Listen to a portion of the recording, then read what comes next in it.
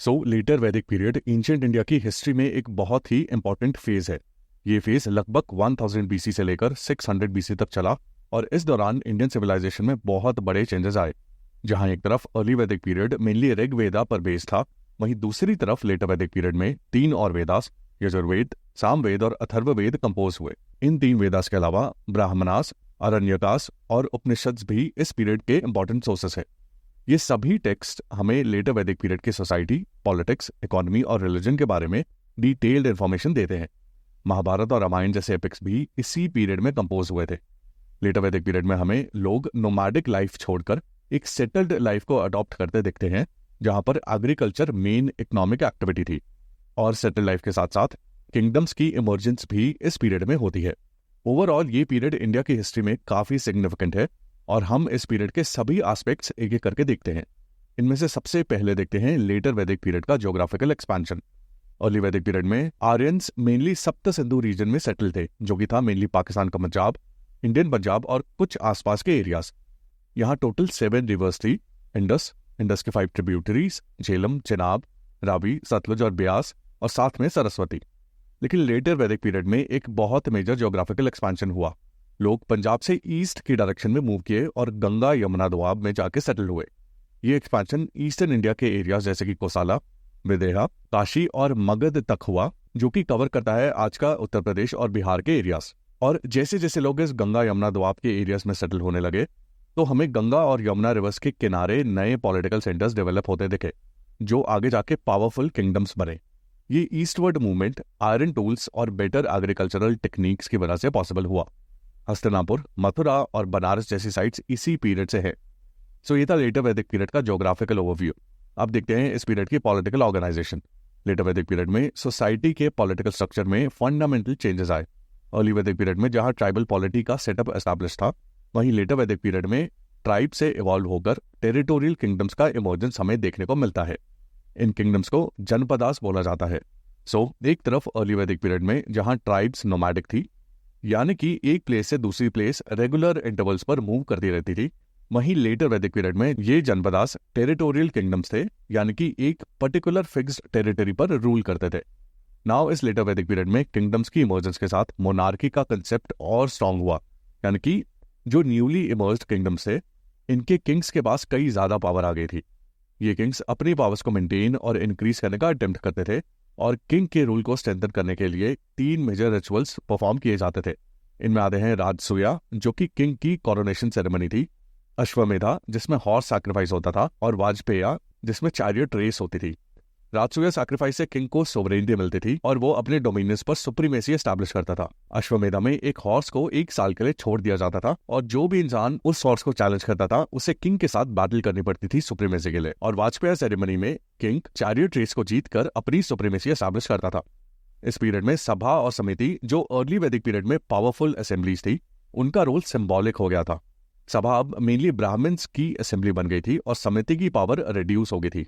साथ ही में इस पीरियड में एडमिनिस्ट्रेटिव स्ट्रक्चर कॉम्प्लेक्स हो गया था। किंग या फिर राजन के अंडर वेरियस ऑफिशियल्स थे, जैसे कि पुरोहित जो कि था प्रीस्ट, सेनानी जो कि था मिलिट्री कमांडर, ग्रामीणी जो कि था विलेज हेडमैन, सूता जो कि था चैरिटियर, और दूता जो कि था मैसेंजर। नाउ एक बड़े टेरिटोरियल किंगडम को मेंटेन करने के लिए फाइनेंशियल रिसोर्सेज की रिक्वायरमेंट है और ये फाइनेंशियल रिसोर्सेज आएंगे टैक्सेस से। इस पीरियड में एक एलाबोरेट टैक्सेशन सिस्टम डेवलप हुआ और बाली, जो कि अर्ली वैदिक पीरियड में एक वॉलंटरी गिफ्ट था लोगों के द्वारा जो किंग को दिया जाता था, वो अब कंपलसरी टैक्स बन गया था। साथ में किंगडम का एडमिनिस्ट्रेशन हैंडल करने के लिए एक एलाबोरेट ब्यूरोक्रेसी इमर्ज होने लगी, जो एडमिनिस्ट्रेशन को मैनेज करती थी। इस पीरियड में कई सारे किंगडम्स एस्टैब्लिश हुए, जिनमें से कुरु और पंचाल किंगडम्स सबसे पावरफुल किंगडम्स थे। हस्तिनापुर कुरु किंगडम की कैपिटल थी। ये था लेटर वैदिक पीरियड का पॉलिटिकल स्ट्रक्चर। अब देखते हैं इस पीरियड का social structure. Letter Vedic period में सोसाइटी में मेजर चेंजेस आए। वर्ना सिस्टम, जो अर्ली वैदिक पीरियड में ऑक्यूपेशन बेस्ड था और फ्लेक्सिबल था, वो अब बर्थ के बेसिस पर होने लगा, जिससे अब ये रिजिड बन गया था। इस पीरियड में 4 वर्ना क्लियरली डिफाइन हो गए थे: ब्राह्मणा, क्षत्रिय, वैश्य और शूद्रा। ब्राह्मणास प्रीस्ट और स्कॉलर्स थे जो रिचुअल्स परफॉर्म करते थे और नॉलेज के कस्टोडियंस थे। क्षत्रियास वॉरियर्स और रूलर्स थे जो टेरिटरी को प्रोटेक्ट करते थे और एडमिनिस्ट्रेशन को चलाते थे। वैश्यास ट्रेडर्स, फार्मर्स और मर्चेंट्स थे जो इकोनॉमिक एक्टिविटीज मैनेज करते थे। और शूद्रास सर्विस प्रोवाइडर्स थे जो ऊपर के 3 वर्णों की सेवा करते थे। जैसे कि मैंने आपको बताया, ये डिवीजन अब बर्थ बेस्ड होने लगा था। मतलब एक पर्सन को जो वरना अलॉट हुआ उसके बर्थ पर, उस पर्सन को उसी वरना में रहना था पूरी लाइफ, और वो बस वही काम कर सकता था जो कि उस वरना से एसोसिएटेड है। जैसे कि अगर एक पर्सन क्षत्रिय घर में पैदा हुआ है तो उससे क्षत्रिय वरना अलॉट होगा, और वो एज एन ऑक्यूपेशन बस वही काम कर सकता है जो कि एक क्षत्रिय को करना चाहिए, जो कि है किंगडम को रूल करना और उसको प्रोटेक्ट करना। सो इस तरह से वर्ना सिस्टम इस पीरियड में काफी रिजिड बन गया था। साथ ही में इस पीरियड में वुमेन की पोजीशन में डिक्लाइन आया था। अर्ली वैदिक पीरियड में वुमेन एजुकेशन ले सकती थी और समिति और विधाता जैसी ट्राइबल असेंबलीज में पार्टिसिपेट कर सकती थी, लेकिन इस पीरियड में उनका रोल डोमेस्टिक अफेयर्स यानी कि सिर्फ घर तक लिमिटेड हो गया था। वुमेन को रिलीजियस रिचुअल्स और असेंबलीज में पार्टिसिपेट करने से रिस्ट्रिक्ट कर दिया गया था। साथ ही में मैरिज एज कम हो गई थी और चाइल्ड मैरिजेस कॉमन हो गई थी। इस पीरियड में जॉइंट फैमिली का सिस्टम डेवलप हुआ और पेट्रियार्कल स्ट्रक्चर स्ट्रांग हो गया था, और साथ में गोत्र सिस्टम भी यहाँ इमर्ज हुआ। ऐसा माना जाता है कि एक ही गोत्र से सभी लोगों का एक पर्टिकुलर एंसेस्टर था। सो सेम गोत्र में मैरिज प्रोहिबिटेड थी क्योंकि वो लोग सिबलिंग्स कंसिडर किए जाते थे। इस पीरियड में डिफरेंट वर्नास के बीच सोशल इनइक्वालिटीज बढ़ी और अपर कास्ट को ज्यादा प्रिविलेजेस मिलने लगी when compare to lower caste. So ये था सोशल स्ट्रक्चर। अब देखते हैं इस पीरियड की इकोनॉमी। लेटर वैदिक पीरियड में इकोनॉमी में एक मेजर ट्रांसफॉर्मेशन हुआ, पैस्टोरल इकोनॉमी से एग्रीकल्चरल इकोनॉमी की तरफ। अर्ली वैदिक पीरियड में जहां पैस्टोरलिज्म एक प्राइमरी एक्टिविटी थी, वहीं लेटर वैदिक पीरियड में ये प्राइमरी एक्टिविटी एग्रीकल्चर बन चुकी थी। और इस ट्रांजिशन के दो मेन रीजंस थे। इनमें से पहला था आयरन की डिस्कवरी। जैसे जैसे ईस्ट की तरफ मूवमेंट हुआ तभी आयरन की डिस्कवरी भी हुई। इस आयरन को लेटर वैदिक पीरियड में श्याम आयास या फिर कृष्ण आयास कहा जाता था।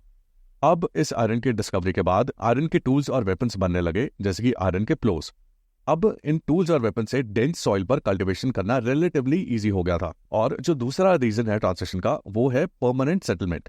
अर्ली वैदिक पीरियड में नोमैडिक वे ऑफ लिविंग था, जिसमें लोग हर कुछ इंटरवल्स पर मूव करते थे from one place to another, और ये कंटिन्यूअस मूवमेंट से लार्ज स्केल पर एग्रीकल्चरल प्रैक्टिस करना फीजिबल नहीं था। एग्रीकल्चर के लिए एक पर्टिकुलर प्लेस पर सेटलमेंट चाहिए, जो कि लेटर वैदिक पीरियड में हुई जब टेरिटोरियल किंगडम्स का फॉर्मेशन हुआ। नाउ लेटर वैदिक पीरियड की जो मेन क्रॉप्स थी उनमें आती थी राइस, व्हीट और बार्ले। एग्रीकल्चर के अलावा प्राइवेट प्रॉपर्टी का कंसेप्ट भी इमर्ज होने लगा इस पीरियड में। अर्ली वैदिक पीरियड में लैंड कम्युनल ओनरशिप में था, यानी कि पूरी ट्राइब लैंड को ओन करती थी, ना ही कोई पर्टिकुलर पर्सन। लेकिन अब लेटर वैदिक पीरियड में लैंड की इंडिविजुअल ओनरशिप डेवलप होने लगी। साथ ही में ट्रेड और कॉमर्स एक्सपैंड हुए, इंटरनल और रिवर इन ट्रेड डेवलप हुआ, और क्राफ्ट्स और ऑक्यूपेशंस की ग्रोथ और डाइवर्सिफिकेशन हुई। इस टाइम में weaving, pottery, carpentry, metal works, black smith और गोल्डस्मिथ जैसे प्रोफेशंस डेवलप हुए। इकोनॉमी में वैश्यास और शूद्रास का काफी मेजर रोल था, स्पेशली प्रोडक्शन में। नाउ अर्ली वैदिक पीरियड में बार्टर सिस्टम के थ्रू इकोनॉमी चलती थी, यानी कि गुड्स के एक्सचेंज से, और कोई करेंसी नहीं होती थी। लेकिन लेटर वैदिक पीरियड में करेंसी सिस्टम डेवलप होने लगा, ऑल्दो प्रॉपर कॉइन्स अभी नहीं बने थे। जैसे जैसे ट्रेड और इकोनॉमी डेवलप हुई, वैसे ही हमें इस पीरियड में ट्रेड गिल्ड्स या फिर एसोसिएशंस भी देखने को मिलती है। साथ ही में ट्रेड सिर्फ लैंड से ही नहीं बल्कि वाटर के थ्रू भी किया जाता था, और इसके लिए शिप्स और बोट्स का यूज किया जाता था। सो ये थी लेटर वैदिक पीरियड की इकोनॉमी। अब देखते हैं इस पीरियड का रिलीजन और फिलॉसफी। लेटर वैदिक पीरियड में रिलीजियस थॉट में मेजर ट्रांसफॉर्मेशन आया। इस पीरियड में रिचुअल्स और सैक्रिफाइसेस की इंपॉर्टेंस बहुत बढ़ गई थी। यज्ञ, जो कि अर्ली वैदिक पीरियड में भी कंडक्ट किए जाते थे, ये लेटर वैदिक पीरियड में और भी ज्यादा इलाबोरेट हो गए थे, और इन्हें कंडक्ट करने के लिए स्पेशलाइज्ड प्रीस्ट्स को बुलाया जाता था। इस पीरियड में राजसूया, वाजपेय और अश्वमेधा जैसे रॉयल रिचुअल्स परफॉर्म किए जाते थे, जो पॉलिटिकल और रिलीजियस सिग्निफिकेंस रखते थे। इस पीरियड में ब्राह्मण्स की पावर और डोमिनेंस बहुत बढ़ गई थी, क्योंकि वो ही इन रिचुअल्स को परफॉर्म कर सकते थे, और ब्राह्मण्स ही वैदिक नॉलेज के कस्टोडियंस थे। लेकिन इस पीरियड में रिचुअल्स इतने कॉम्प्लेक्स और एक्सपेंसिव हो गए थे कि कॉमन पीपल उन्हें अफोर्ड कर ही नहीं पाते थे। इस वजह से बाद में रिचुअल्स के अगेंस्ट क्रिटिसिज्म भी डेवलप होने लगा, और इस क्रिटिसिज्म के चलते मटेरियलिस्टिक रिचुअल्स को रिप्लेस करने के लिए स्पिरिचुअल थॉट डेवलप होने लगी, यानी कि मटेरियलिज्म से हट के स्पिरिचुअलिज्म की तरफ हमें एडवांसमेंट देखने को भी मिली। और इसी स्पिरिचुअल एडवांसमेंट के रिजल्ट था उपनिषद्स, जो कि इसी पीरियड में कंपोज हुए और जिनमें फिलोसॉफिकल आइडियाज एक्सप्लोर किए गए हैं। और उपनिषद्स में प्रेजेंट इन फिलोसॉफिकल आइडियाज में की कंसेप्ट्स डेवलप हुए, जैसे कि कर्मा, मोक्षा, आत्मा और ब्रह्मांड। उपनिषद्स के अकॉर्डिंग सेल्फ रियलाइजेशन और मेडिटेशन से मोक्ष अचीव किया जा सकता है instead of complex rituals and यज्ञ। इन कंसेप्ट्स में एक और इंपॉर्टेंट कंसेप्ट था जो कि डेवलप हुआ, जो कि था धर्म का। धर्म का मतलब है मॉरल ड्यूटी या फिर राइटियसनेस। सो इन सब पॉलिटिकल आइडियाज ने इंडियन फिलोसफी की फाउंडेशन रखी, जो आगे जाके बुद्धिज्म और जैनिज्म में भी रिफ्लेक्ट हुई। अब देखते हैं इस पीरियड की लिटरेचर और लैंग्वेज। लेटर वैदिक पीरियड का लिटरेचर बहुत रिच और डाइवर्स था। इस पीरियड में 3 वेदास कंपोज हुए, यजुर्वेद, सामवेद और अथर्ववेद। यजुर्वेद मेनली यज्ञ और रिचुअल्स को परफॉर्म करने के रूल्स और मंत्रास बताता है। सामवेद सबसे छोटा वेद है और ये ऋग्वेद के हाइम्स या फिर मंत्रास का म्यूजिकल वर्जन है। और अथर्ववेद में डेली लाइफ से रिलेटेड मंत्रास प्रेजेंट हैं, जैसे कि बीमारी, बुरी नजर और सुख शांति के लिए होने वाले मंत्र। अथर्ववेद मैजिक स्पेल्स, चार्म्स और हीलिंग प्रैक्टिसेस से भी रिलेटेड है और इसी अथर्ववेद से आयुर्वेदा का ओरिजिन भी हुआ है।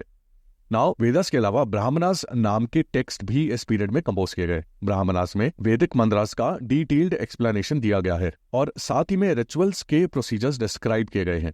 इन ब्राह्मणास टेक्स्ट में आयतरेय ब्राह्मणा और शतपथ ब्राह्मणा इंपॉर्टेंट एग्जाम्पल्स हैं। ब्राह्मणा के अलावा अरण्यकास नाम के टेक्स्ट भी कंपोज किए गए हैं इस पीरियड में। अरण्यकास बेसिकली फॉरेस्ट बुक्स हैं, जो कि उस समय के जो सन्यासी लोग थे जो कि फॉरेस्ट में रहते थे, उनके द्वारा कंपोज किए गए हैं। इन अरण्यकास में यज्ञ और रिचुअल्स का डीपर मीनिंग समझाया गया है और इनके अलावा उपनिषद है, जो मैं आपको पहले ही एक्सप्लेन कर चुका हूँ। अब जहां तक लैंग्वेज की बात है, तो इस पीरियड में लैंग्वेज का इवोल्यूशन हमें देखने को मिला।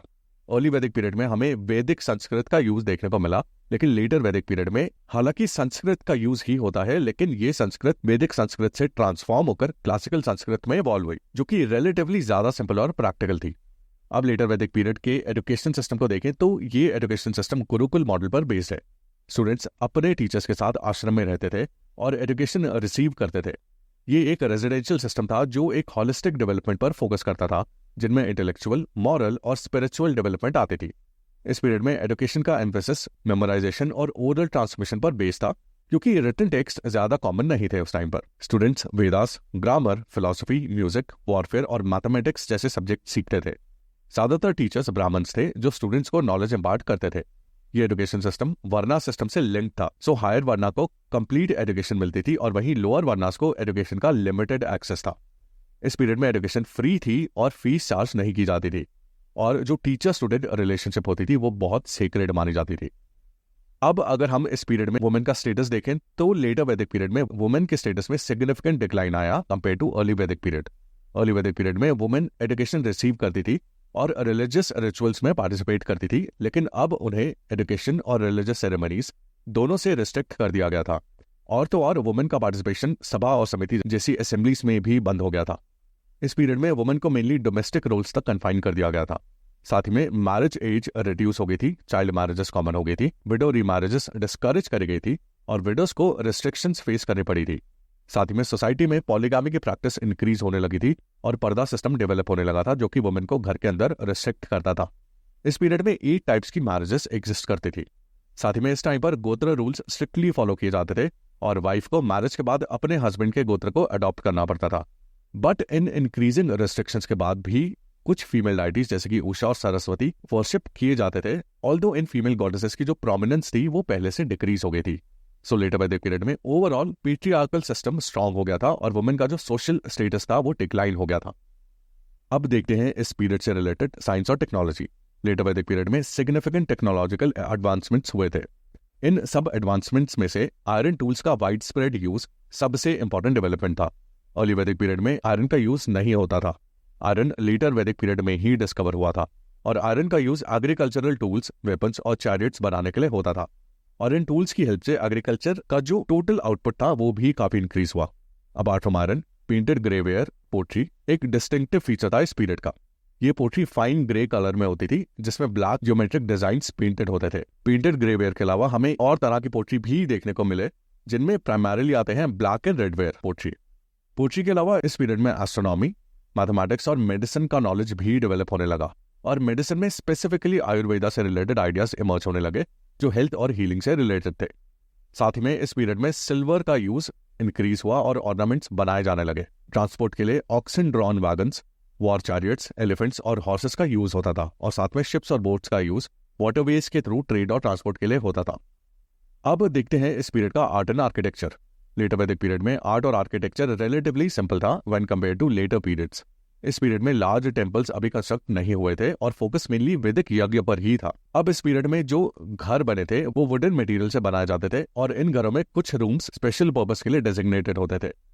जैसे मैंने आपको पहले बताया कि इस पीरियड में पेंटेड ग्रेवेयर पोट्री मिलती थी और इस पोट्री में जियोमेट्रिक पैटर्न्स जैसे कि जिगजैग लाइंस, कंसेंट्रिक सर्कल्स, स्वास्तिकास और स्पाइरल्स पेंटेड होते थे। ये डिजाइन्स आर्टिस्टिक एक्सप्रेशन डेमोन्स्ट्रेट करते थे। पोट्री के अलावा इस पीरियड में टेराकोटा फिगरेंस भी बनाए जाते थे जो रिलीजियस या डेकोरेटिव पर्पसेस के लिए यूज होते थे। इस पीरियड में जो ऑर्नामेंट्स होते थे वो गोल्ड, सिल्वर और प्रेशियस स्टोन से बनाए जाते थे और जो ओवरऑल मेटल वर्क होता था वो काफी सोफिस्टिकेटेड था और इसमें ब्रोंज, कॉपर, गोल्ड और सिल्वर जैसे मेटल्स का यूज होता था ऑर्नामेंट्स, यूटेंसिल्स और टूल्स बनाने के लिए। लेटर वैदिक पीरियड में कल्चरल लाइफ काफी डाइवर्स और वाइब्रेंट थी। फूड में हमें मेनली राइस, बार्ले और व्हीट देखने को मिलता है और ये मेनली अर्ली वैदिक पीरियड में भी हमें देखने को मिलता था। फूड में इन तीनों के अलावा मिल्क और मिल्क प्रोडक्ट्स जैसे कि घी और कर्ड कॉमनली कंज्यूम होते थे। Apart from it, meat eating काफी कॉमन था इस पीरियड में और यहाँ गोट्स, शीप और बुल्स का मीट खाया जाता था। मीट के अलावा वेजिटेबल्स और फ्रूट्स भी लोगों की डाइट का इंपॉर्टेंट पार्ट थे। और जहां तक ड्रेसिंग की बात है तो कॉटन और वुलन गारमेंट्स लोगों के द्वारा वोन किए जाते थे। एंटरटेनमेंट में म्यूजिक, डांस, गैम्बलिंग और चैरियट रेसिंग इंक्लूडेड थे और जो फेस्टिवल्स और सोशल गैदरिंग्स होती थी ये मेनली हार्वेस्ट और सैक्रिफाइसेस से रिलेटेड होती थी। और जो ओवरऑल कल्चरल लाइफ थी लेटर वैदिक पीरियड के लोगों की, वो रिचुअल्स, सोशल हायरार्की और एग्रीकल्चरल कैलेंडर से क्लोजली कनेक्टेड थी और इसके अराउंड रिवॉल्व करती थी। अब देखते हैं लेटर वैदिक पीरियड में political evolution. Letter Vedic period में पॉलिटिकल लैंडस्केप ड्रामेटिकली चेंज हुआ। जैसे मैंने आपको बताया कि इस पीरियड में ट्राइबल पीपल परमानेंट सेटलमेंट्स की तरफ ट्रांजिशन किए और किंगडम्स का फॉर्मेशन हुआ। इनिशियल फेज में कुरु और पंचाल किंगडम डोमिनेंट थे। कुरु किंगडम दिल्ली, हरियाणा और वेस्टर्न यूपी में स्प्रेड था और हस्तिनापुर और इंद्रप्रस्थ इसकी इंपॉर्टेंट सिटीज थी। जो महाभारत की स्टोरी है वो इसी कुरु क्लैन पर ही बेस्ड है। पंचाल किंगडम कुरु के साथ कोएलिशन में था और साथ में मिलकर उन्होंने कुरु पंचाल रीजन फॉर्म किया जो एक मेजर कल्चरल और पॉलिटिकल सेंटर बना। बाद में कुरु और पंचाल का डिक्लाइन हुआ और नए किंगडम से मर्ज हुए ईस्टर्न रीजन में, जिनमें आते हैं कोसाला, काशी, विदेहा, मगध, अंगा एक्सेट्रा। अब देखते हैं लेटर वैदिक पीरियड की लेगेसी और सिग्निफिकेंस। लेटर वैदिक पीरियड ने एंशिएंट इंडियन सिविलाइजेशन को शेप करने में क्रूशियल रोल प्ले किया। ये पीरियड क्लासिकल हिंदुइज्म की फाउंडेशन मानी जाती है। इस पीरियड में कंपोज किए गए उपनिषद्स ने की फिलोसॉफिकल कंसेप्ट्स इंट्रोड्यूस किए जो आज भी रेलेवेंट है और इन कंसेप्ट्स में आते हैं धर्मा, कर्मा और मोक्षा जैसे कंसेप्ट्स। धर्मा का कंसेप्ट जो मॉरल ड्यूटी और राइटियसनेस डिफाइन करता है, ये इंडियन सोसाइटी और कल्चर का कोर प्रिंसिपल है। साथ ही में कर्मा का law of cause and effect Indian society के सोशल और एथिकल बिहेवियर को गाइड करता है और मोक्षा लिबरेशन का अल्टीमेट गोल है जो स्पिरिचुअल क्वेस्ट को डिफाइन करता है। इन क्रूशियल कंसेप्ट्स के अलावा इस पीरियड में जो टेरिटोरियल किंगडम्स और ऑर्गेनाइज्ड एडमिनिस्ट्रेशन का डेवलपमेंट हुआ, ये फ्यूचर में आने वाले किंगडम्स का मॉडल बना। साथ ही में सोशल स्ट्रैटिफिकेशन जो इस पीरियड में डेवलप हुई, ये सेंचुरीज तक इंडियन सोसाइटी को शेप करती रही। अपार्ट फ्रॉम इट, इस पीरियड में हमें एक ट्रांजिशन देखने को मिला एक रूरल लाइफ से अर्बनाइजेशन की तरफ। इस पीरियड में आयरन टेक्नोलॉजी की अडॉप्शन ने एग्रीकल्चरल प्रोडक्टिविटी इंक्रीज करी जो पॉपुलेशन ग्रोथ और कॉम्प्लेक्स सोसाइटीज को सपोर्ट कर सकी। साथ ही में जो गुरुकुल के मॉडल का एजुकेशन सिस्टम था, इसने नॉलेज ट्रांसमिशन का मॉडल प्रोवाइड किया। और जहां तक लिटरेचर की बात है तो वेदास, ब्राह्मणास, अरण्यकास और उपनिषद्स ने रिच टेक्सचुअल ट्रेडिशंस एस्टैब्लिश किए। ये टेक्स्ट ना ही सिर्फ रिलीजियस इंपॉर्टेंस रखते हैं बल्कि हिस्टोरिकल, सोशल और कल्चरल इंसाइट्स भी प्रोवाइड करते हैं। और फिलोसॉफिकल थिंकिंग जो इस पीरियड में डेवलप हुई, इसने आगे जाके बुद्धिज्म, जैनिज्म और अदर स्कूल्स ऑफ थॉट्स को इन्फ्लुएंस किया। सो ये था लेटर वैदिक पीरियड का topic. I hope you like the video. Follow for more.